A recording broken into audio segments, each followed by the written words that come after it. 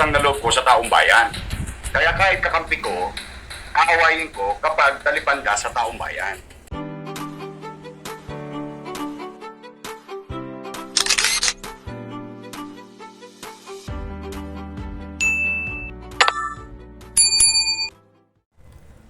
Welcome back sa aking YouTube channel. Para sa mga first time mo po nanonood, please click mo na yung bell and TV mali.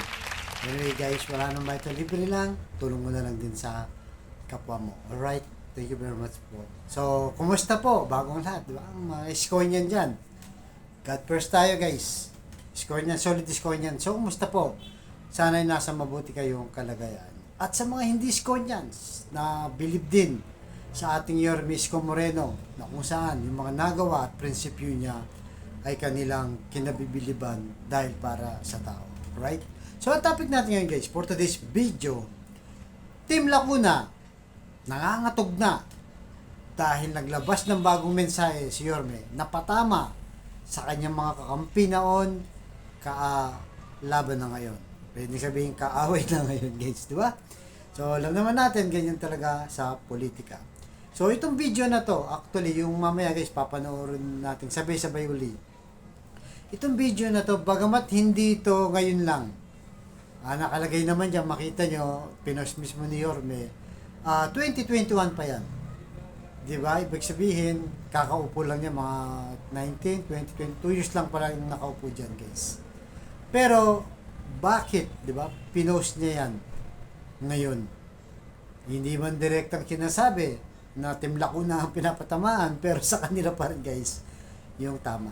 So narito guys, panoorin muna natin, tapos magbigay tayo ng reaction, right? Pasok Yorme. Utang na loob ko sa taong bayan. Kaya kahit kakampi ko, aawayin ko kapag talipan ka sa taong bayan. Kahit nakakampi ko sa politika, kasama ko kahit ngayon. Nagtatanggal ako kahit kakampi ko kapag ka piniperwisyo tao. Kasi ang gobyerno supposed to be sinasandala ng tao.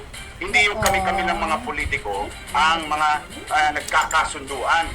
No? Dapat ang pinagkakasunduan namin yung tao. Kaya never ako magdadalawang isip, never akong lalaban sa mga politiko, kalaban o kakampi kapag ka sinasagasaan na interes ng tao. Because ang naglagay sa akin tao I owe it to them. Kailangan may boses sila sa gobyerno. Kailangan na meron na makikita silang pagmamahal. Hindi yung mahalan lang ng politiko. Sa akin, ano lang yun, incidental lang yun sa politics. Politics is part of it. But it's all about governance. Now, if we cross that crossroad, intersection, at mamimili ako, kakampi sa politika o kapakinabangan ng tao, ay doon ako sa kapakinabangan ng tao. And no ifs, no buts. And in fact, Tony, I paid the price for so many instances. Naku, Diyos ko, pinako ako sa krus ng mga kalabang ko sa politika. That's, part of what you call politics. Again, I don't owe them anything. I'm happy working with them as long as it serves the purpose of serving the people. Pag hindi na doon, papunta, ay lumalayo na tayo. And I'm not ashamed of that. And I will continue to do the same, given a chance in the presidency. That includes my allies or political party mates. Ayun. Okay. So malinaw ha? Basta wag lang nilang sagasaan ang kapakanan ng tao ay magkakasundo pa rin kayo ha? Ayun. Alright. So yun guys, napanood nyo, di ba? Anong sabi ni Yorme? Wala akong utang na loob sa inyo. Ang utang na loob ko ay sa taong bayan. Di ba? Napakalinaw guys, napakaganda. Siguro guys, kung mapansin nyo, di ba? Kung bakit biglang bumalik si Yorme. Actually guys, ang nagdadalawang isip yan. Kung Senado o pagbalik sa Maynila. Kasi pagdating sa survey, napakalakas niya sa Senado guys. Nagrarank siya ng 5 to 7, 8. Di sumabot ng 10. Kaya may chance siya. So, nung time na yon na hindi pa pumutok yung balita na tatakbo siya ng pagka-mayor, nagdadalawang isip pa talaga siya. Kaya lang, no nagpasyal-pasyal siya dyan guys, sa iba't mga lugar ng Maynila, doon niya na-realize siguro dahil sinisigaw ng taong bayan. Anong sinisigaw ng mga Manileño? bumalik ka na. So, yun. Kaya siguro, talagang nag-fix na parang, umaga, may mensahe, di ba? May mensahe yung Manileño kung bakit nila sinisigaw yun. Yung bumalik na si Yorme. Tapos siguro, medyo nakikipag-usap siya kung kani-kanino, di ba? Lalo na yung mga mahirap, lalo naman natin, malapit sa loob niya yan. Kahit sino pwede lumapit, kahit sino makipag-usap. Walang gap, guys, walang gap. Hindi porket dati siyang mayor, mahirap pa. Wala rin naman siyang bodyguard, di ba? Nakita natin. At ang mga matinding sinabi niya, di ba? Na kahit kakampi ko, tinatanggal ko basta ang nasasagasaan ay yung taong bayan. So, hindi nagbago, guys, di ba? Mula noon, yung prinsipyo niya. Magpasa hanggang ngayon, kaya talaga ako believe sa kanya. Ang gusto niya, di ba? Sabi niya ay kailangan may nasasandalan yung taong bayan at may boses ang mga mahihirap.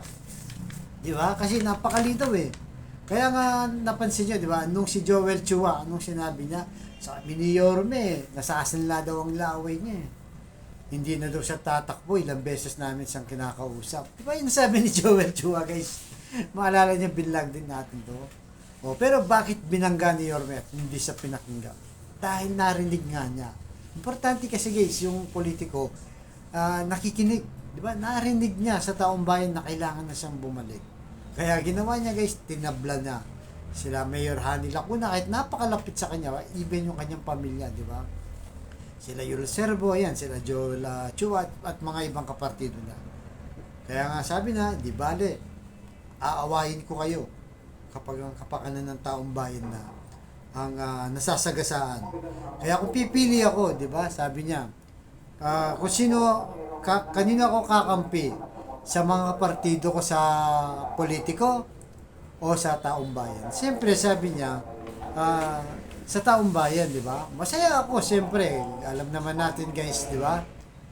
Na sa politika, siyempre, pagka magkakasama kayo, masayan.